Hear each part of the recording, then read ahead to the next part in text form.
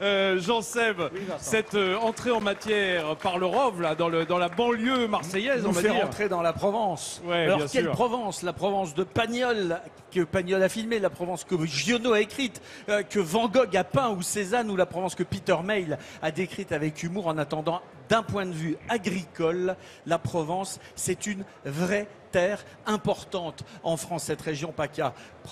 Première région productrice de fruits, de légumes frais et de fleurs, la Provence. C'est la deuxième région pour produire de l'huile d'olive, on le verra tout à l'heure forcément avec Fred Soulier. Et c'est un tiers des exploitations qui sont spécialisées dans la viticulture en Provence-Alpes-Côte d'Azur. Et nous partons là-bas pour aller découvrir quelques très jolies images. Alors tu as avec toi Elena qui va commenter, parce qu'elle adore cette région, Elena Alors Mornard. c'est vrai que là on est au Beau de Provence, on est dans les Alpilles, le rocher des Baux apparaît comme un immense vaisseau de pierre, déchiqueté, décharné, dans un monde totalement minéral, pratiquement fascinant. C'est un lieu magnifique, les Baux de Provence, à découvrir avec un village qui est un décor de théâtre. C'est vrai que ce village, en plus, il y a un marché très régulièrement où Jean-Seb et moi avions l'habitude d'aller voir, tu te souviens, oui. Janine qui fait ses petits paniers en osier. Nous flânions effectivement tous les deux, Janine et son mari Christophe qu'on embrasse.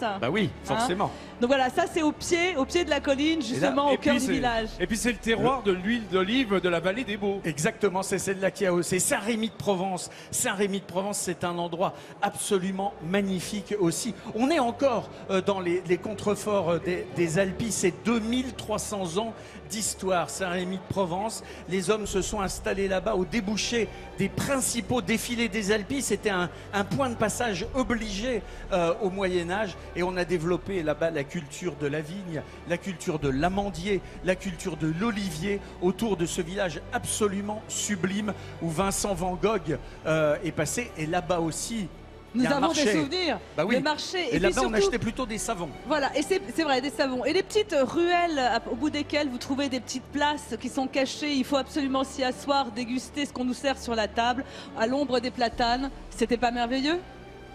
Et alors? C'est pas une région qui exporte beaucoup de bobos. Jérôme, ça c'est pour toi. La vigne de Châteauneuf-du-Pape. Ça c'est absolument magnifique. Renommée internationale. Un vin dû à Jean XXIII qui a fait la réputation de ce vignoble, qui a planté et qui a défini les règles du Châteauneuf-du-Pape pour en faire son vin de messe à l'époque des papes d'Avignon. Une histoire qui remonte donc au XVIe siècle et qui ne s'est jamais éteinte depuis. Et c'est vrai que Châteauneuf-du-Pape, ça fait partie de ces coins également à découvrir quand on est en Provence, parce que c'est tout le sud, ça respire, ça fleure bon, c'est le soleil, et c'est toutes les senteurs de la Provence qu'on découvre là-bas. Et puis après avoir dégusté son vin, on a au choix ou faire la sieste, Jean-Seb, ou courir dans les vignes, respirer ce fruit. Voilà. Hein, par exemple, quand on n'a pas trop bu, qu'on peut respirer ces raisins, courir. Tu parles de toi, là ? Oui, tu te bien sûr. Non, ça marchera pas, Elena. Si, non, on te connaît. Je suis non, désolé. Le matin, je cours, après, je fais la sieste. Non, attends. Pendant tous les mois que tu es resté dans cette équipe à faire le Tour de France avec nous, je t'ai jamais vu faire de jogging une fois. J'avais pas le temps parce que je préparais toutes mes questions, le saviez-vous? Ah oui, d'accord. En tout cas...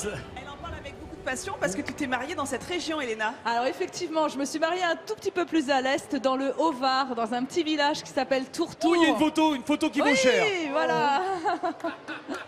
Voilà, avec mon mari Richard que j'embrasse. C'est trop belle. C'était un 26 août 1995. La voilà enfin. 904 mètres, le village de Tourtour, qu'on appelle le village dans le ciel, culmine à 904 mètres. Toi, tu parlais tout à l'heure de Van Gogh, il y a aussi Picasso. On pourrait aussi parler de Bernard Buffet, qui a séjourné ici, dans ce petit village, où là aussi, il y a des petites places avec des platanes, où on peut aller déguster tout ce que la région fait de meilleur. Nous n'avons pas de photos d'étoiles de Bernard Buffet, mais nous avons un buffet.